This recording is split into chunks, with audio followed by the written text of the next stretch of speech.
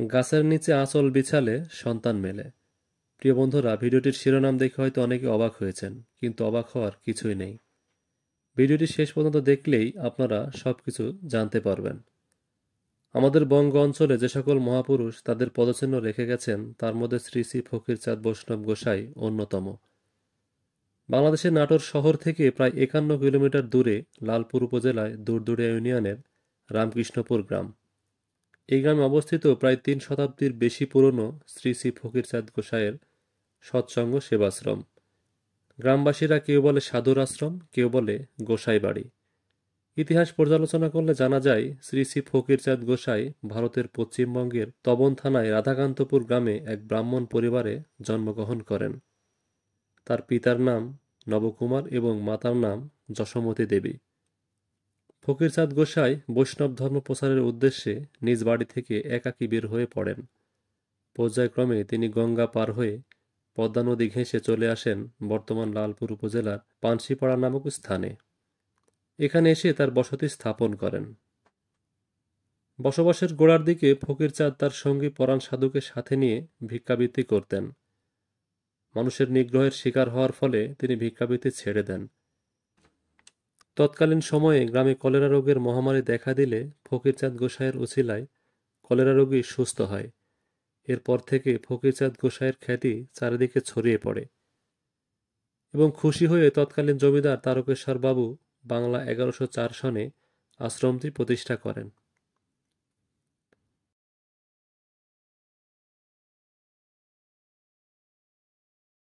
প্রায় 45 ফুট উচ্চতায় নিপুণ নকশায় খচিত প্রধান ফটক পার হলেই সুপারি গাছের সারি এবং আম কাঁঠালের গাছ।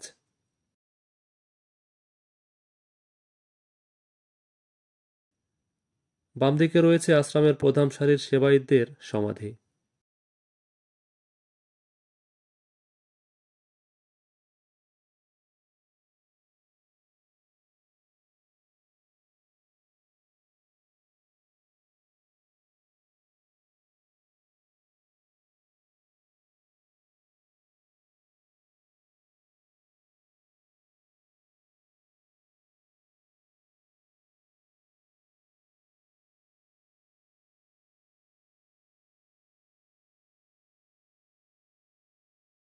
প্রিয় বন্ধুরা, আপনারা এখন স্ক্রিনে মন্দিরের মতো যে ঘরটি দেখতে পাচ্ছেন, এটা এখানকার প্রধান ঘর।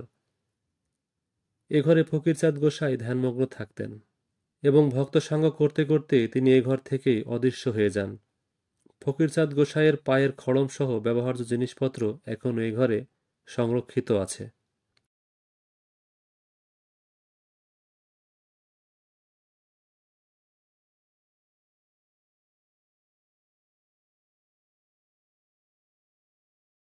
মূল ঘরের পেছনে রয়েছে একটি কুয়া এবং ইন্দিরা। একসময় ভক্ত সাধুরা এই কুয়া ইন্দিরার পানি তাদের কাজে ব্যবহার করতেন।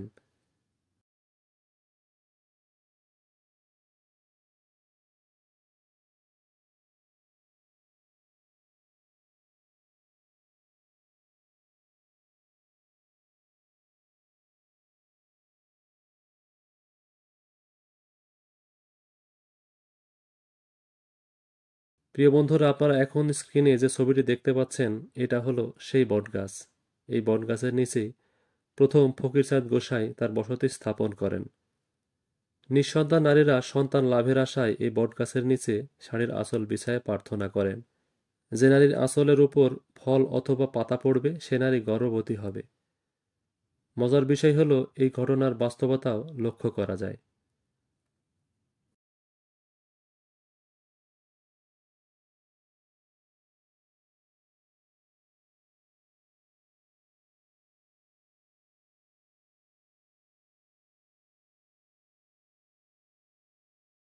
প্রতি বছর দোল পূর্ণিমা, গঙ্গা স্নান, নবান্ন উৎসব উপলক্ষে দেশ বিদেশের হাজার হাজার ভক্ত সাধু সমবেত হয়। অনুষ্ঠানে শ্রী শ্রী ফকিরচাঁদ বৈষ্ণব গোসাইজির আবির্ভাব, জীবন চরিত্রের উপর আলোচনা এবং সুধী সমাবেশ হয়।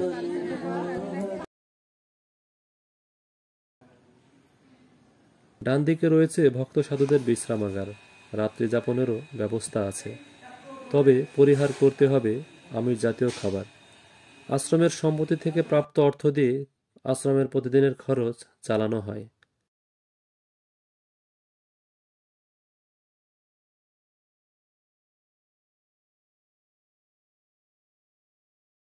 ভাব, ভক্তি, জীবে প্রেম এবং মানব ধর্ম প্রচারের এক অনন্য নিদর্শন শ্রী শ্রী ফকিরচাঁদ বৈষ্ণব গোসাইয়ের সৎসঙ্গ সেবাশ্রম।